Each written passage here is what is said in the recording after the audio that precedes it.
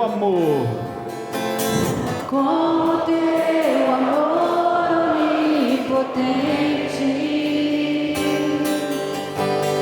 cura e libertação, bênção e restauração, é tudo que eu quero.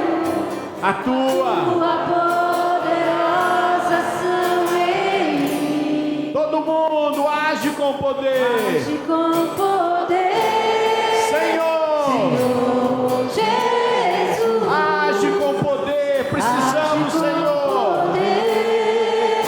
Senhor, aqui. Age com poder. Age, Senhor. Age com poder.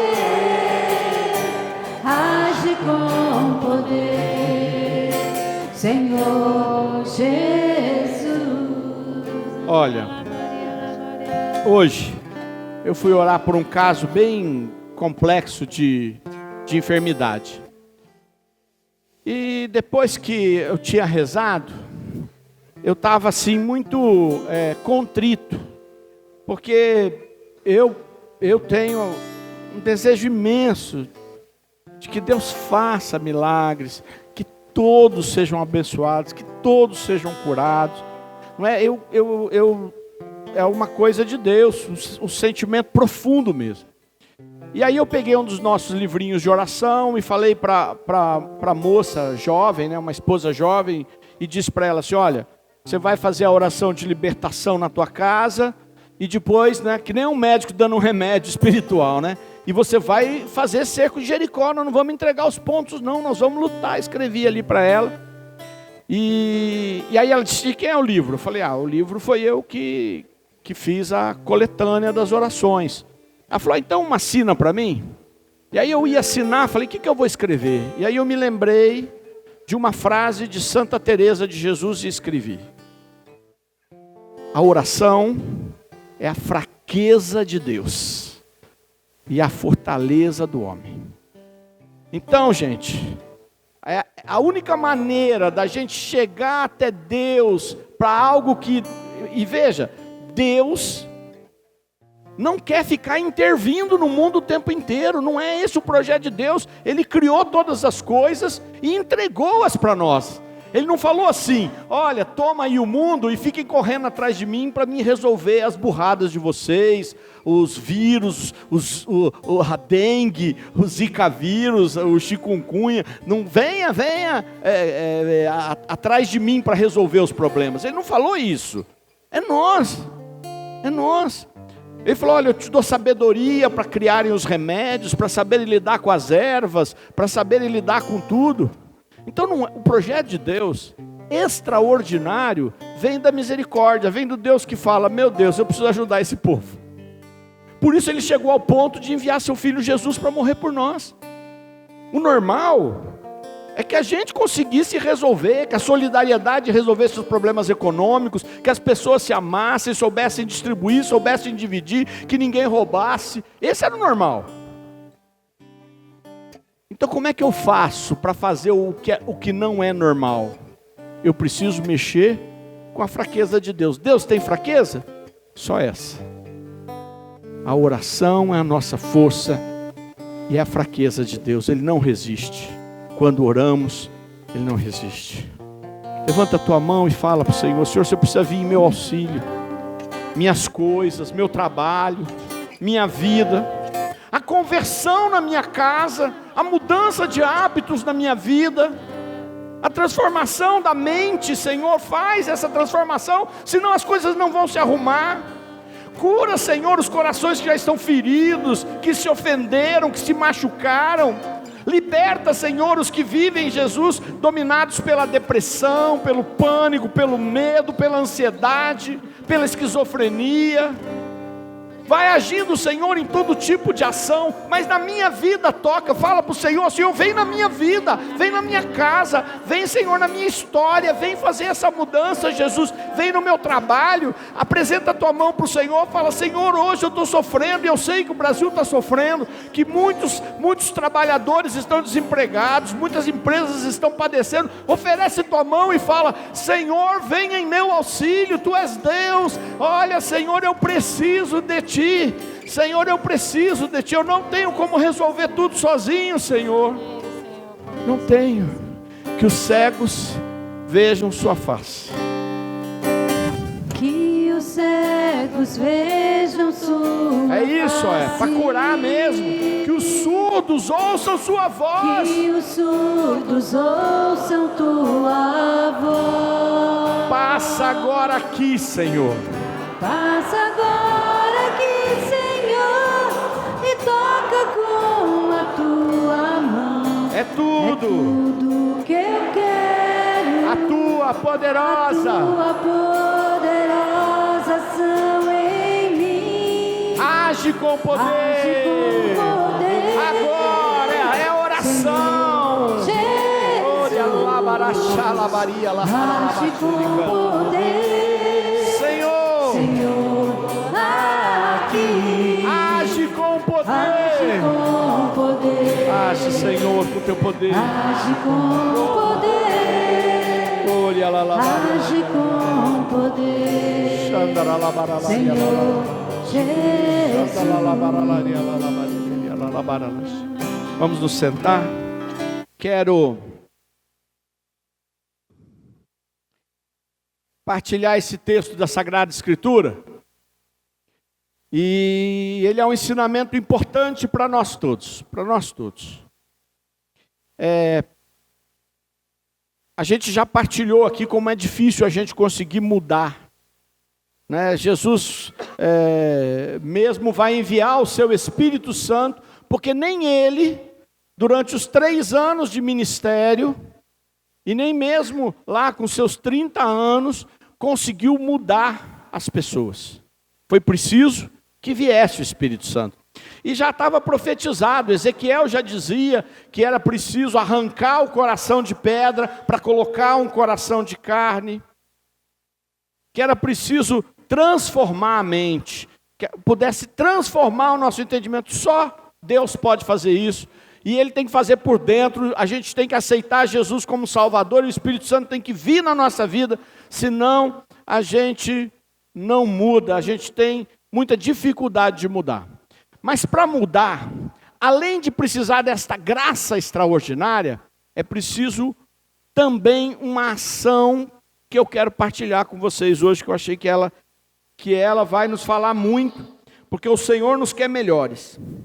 Está no segundo livro de Samuel, no capítulo 12. Segundo livro de Samuel, capítulo 12. Versículo 1 mesmo, logo no início. Segundo Samuel, capítulo 12. Diz assim: E Yahvé mandou o profeta Natã falar com Davi. Ele entrou e lhe disse: Havia 2 homens na mesma cidade, um rico e um pobre. O rico possuía ovelhas e vacas em grande número. O pobre nada tinha senão uma ovelha. Só uma pequena ovelha que ele havia comprado. Ele a criara e ela cresceu com ele e com seus filhos, comendo do seu pão, bebendo na sua taça, dormindo no seu colo. Era como sua filha. Um hóspede veio à casa do homem rico, que não quis tirar uma das suas ovelhas ou de suas vacas para servir o viajante que o visitava. Ele tomou a ovelha do homem pobre e a preparou para a sua visita. Davi se encolerizou contra este homem e disse ao profeta Natã: Pela vida de Deus, pela vida de Yahvé, quem fez isso é digno de morte. Devolverá 4 vezes o valor da ovelha por ter cometido tal ato e não ter tido piedade. Natã disse a Davi: Esse homem é você. Assim diz Yahvé, Deus de Israel: Eu te ungi rei de Israel, eu te salvei das mãos de Saul, eu te dei a casa do teu Senhor, eu coloquei nos teus braços as mulheres do teu Senhor, eu te dei a casa de Israel e de Judá. E se isso não é suficiente, eu te daria qualquer coisa. Por que desprezastes Yahvé e fizestes o que lhe desagrada? Tu feristes a espada Urias o Heteu, sua mulher, tomaste-a por sua mulher, e a ele matastes pela espada dos amonitas. Agora a espada não mais se apartará de sua casa. Palavra do Senhor. Toda essa história é bonita. Se eu continuar lendo para vocês, vocês vão ver que toda a história é bonita. Inclusive, em seguida, o filho de Davi, com Bersabeia, adoece, e Davi passa a jejuar, não come, não sai, faz penitência, clama a Deus, e nem assim ele salva seu filho morre, não é? E depois que morreu, uma lição importantíssima, Davi lava o rosto, e todo mundo fala para ele, ué, agora você vai comer, agora que teu filho morreu? Ele falou, ó, antes de morrer, é que eu tinha que jejuar e fazer todo o possível. Agora que já passou, eu sigo adiante. Não é sobre isso que eu quero pregar, mas vale a pena só dar um puxãozinho. Enquanto você precisa lutar, é hora de lutar. Depois que as coisas acontecem, você precisa seguir em frente.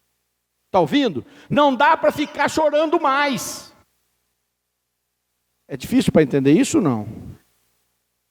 Lute enquanto ainda não aconteceu, enquanto ainda não terminou. Depois que a coisa passar, se for ruim ou bom, Deus quer que você siga adiante. Tem gente que não percebe o caos, depois que ele acontece é que entra em pavor, choro, doença. Agora vai para frente. Estão ouvindo?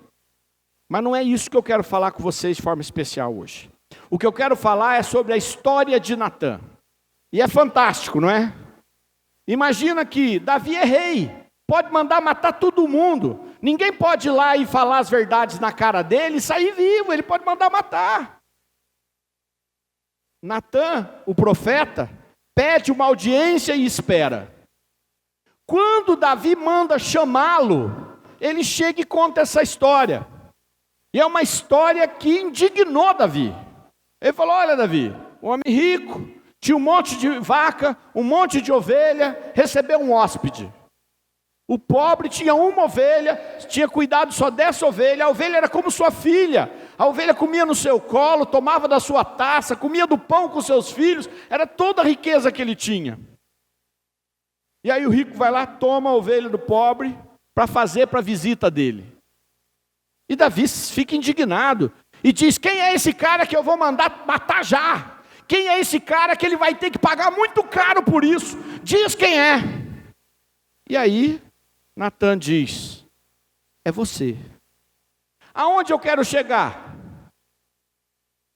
Nós podemos não gostar do que eu vou falar, mas nós somos muito parecidos com Davi.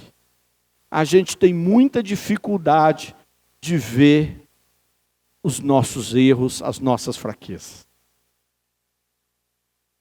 Davi não viu. Percebam que ele fez tudo aquilo e ele não se deu conta. Primeiro porque ele não matou Urias. Ele mandou Urias, que já estava na guerra, ir para a frente de batalha. Quem matou ele foram os inimigos. Ele morreu como herói. Não é? Davi honrou Urias. Este homem deu a vida pela nossa guerra, pela nossa causa. Chama a mulher dele aqui, eu quero tratá-la bem. Na cabeça dele, ele arranjou todas as desculpas para se anestesiar. Ele arranjou todas as questões para não ver o mal que ele fazia. Ele foi se desculpando, a tal ponto que ele não percebeu o que fez. Primeiro ele tinha pela condição que ele era de rei, pedir que qualquer moça de Israel fosse ser sua esposa, das mais jovens a qualquer uma. Foi escolher uma, que era casada com um homem que estava servindo ele. Foi cortejá-la. Ele se apaixonou. Pois é, mas ele poderia ter lutado contra esta paixão, mas tudo ele foi desculpando. Mas é por amor. Mas eu não matei, eu só mandei ele lá na frente. Ela ia ficar viúva e eu acolhi e pude dar para ela fazer parte do meu reino. Quer dizer, ela ficou rica, ficou agora com tudo que tinha. Percebe como muito facilmente ele foi anestesiando as suas atitudes para não perceber que ele tinha feito aquilo? Perceberam ou não? A gente é assim. Às vezes, a gente não se dá conta de coisas que a gente faz cotidianamente, sempre, na nossa casa e não percebe que aquilo é desagradável a Deus. Às vezes a gente vai prejudicando com palavras, ou então porque a gente não gosta de uma determinada situação, ou porque a gente discorda da outra pessoa em nossa casa, então a gente vai matando, vai asfixiando, vai fazendo e vai justificando, mas é por causa da igreja, é por causa do bem, é por causa daquilo, é por causa da minha casa. Mas eu tinha que fazer isso, porque senão ele ia passar eu para trás, então eu passei primeiro. Eu tinha que fazer isso porque assim é o mercado. Eu tinha que fazer isso porque assim é todo mundo. Davi não percebeu que ele era o ladrão da única ovelhinha. Ele era o homem rico que havia defraudado, que havia roubado a ovelha daquele pobre. Gente, é muito difícil. É muito difícil a gente se enxergar. Se nós não fizermos uma ação de observação verdadeira, sincera e profunda, a gente se justifica por tudo. A confusão em casa é culpa do outro. O nosso desentendimento de opiniões com os filhos, que às vezes até não aceitaram ainda Jesus, a culpa é deles, porque eles é que não estão olhando as coisas certas. E o Senhor pede para você olhar para você. E aí eu quero dizer, descobrir o seu erro não é suficiente para mudar. Não se enganem. Você perceber que você de repente é amigo de todo mundo, mas dentro de casa você trata mal a pessoa que está mais perto de você, não é o suficiente para você mudar. Mas se você não perceber, você não tem como colocar isso na mão do Espírito Santo, para o Espírito Santo vir agir e mudar você. Se você não perceber que a forma com que você lida com as suas relações comerciais, afetivas, se você não perceber isso, como é que o Espírito Santo vai poder agir? Então são duas coisas importantes. Uma é, precisamos, ao aceitar Jesus, não só ficarmos contentes porque Ele nos salvou, mas pedimos o Espírito Santo para que Ele nos transforme, para que a gente fique com a cara de Jesus. Só que para que Ele possa fazer isso em todas as áreas da nossa vida, Ele precisa abrir os nossos olhos, que os cegos vejam.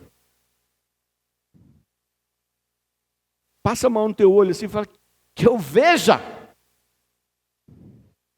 Que eu veja. E eu vou dizer, quanto mais importante você é, quanto mais as pessoas te valorizam, mais difícil é, porque mais máscaras você coloca, para que ninguém veja que você é fraco, fraca. O que vão dizer? E aí não muda. Aí não se transforma.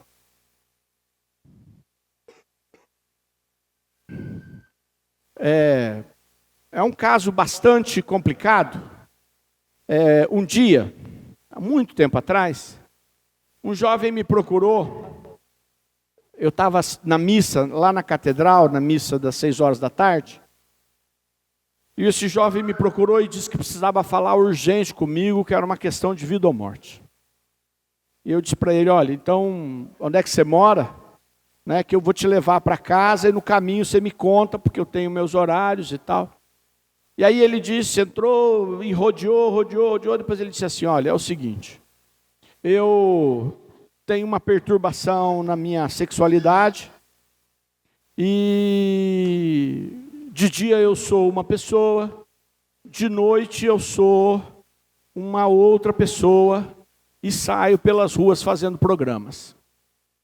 Percebam que não é só uma questão de sexualidade, era uma questão de perturbação, saía pelas noites fazendo programa, um rapaz. Programas, não é, homossexuais. Mas mesmo que fossem heterossexuais, era uma perturbação do mesmo jeito. E ele disse para mim, eu sou coordenador de um grupo de intercessão. Eu falei, nossa, né? Por quê? Como ele vivia essas duas personalidades dele, uma ele era bom, na outra ele era da festa desregrada.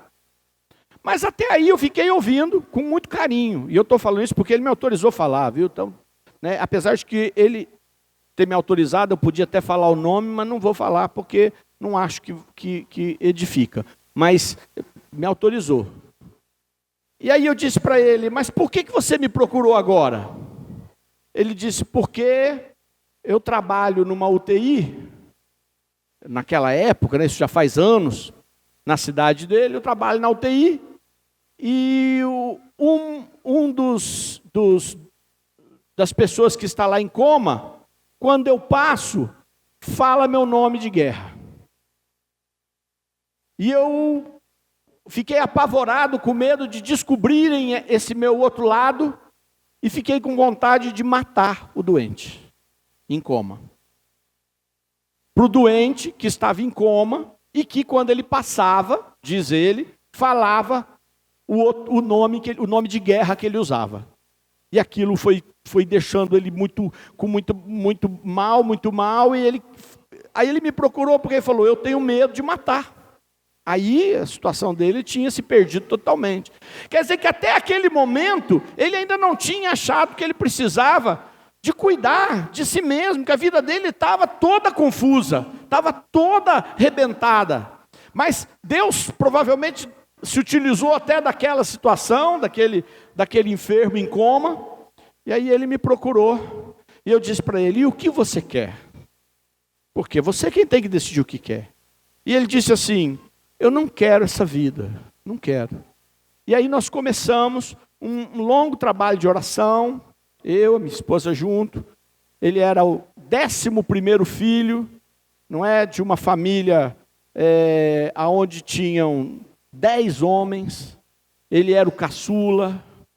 Ele havia sofrido muito na sua casa. Depois tinha tido um namoro que terminou e ele procurou terreiros de macumba para tentar fazer a moça voltar com ele. E aí ele foi se enfiando e o diabo encontrou uma brecha. E encontrou também os conflitos de sexualidade e a bagunça aconteceu. Ele foi liberto. Foram 2 anos de combate espiritual, de muitas quedas. Hoje já está fazendo mais de 8 anos. E ele vive uma vida completamente abençoada e saudável. Por isso me autorizou a partilhar. Mas o que eu quero dizer para você é como é difícil enxergar as coisas na gente. Fala para a pessoa do lado, como é difícil enxergar as coisas, viu? Tem gente que fala sem parar, expõe as coisas dos outros, fofoca e não consegue perceber. Sempre diz, mas eu não minto, eu não invento. Se você não enxergar, o Espírito Santo não pode mudar você.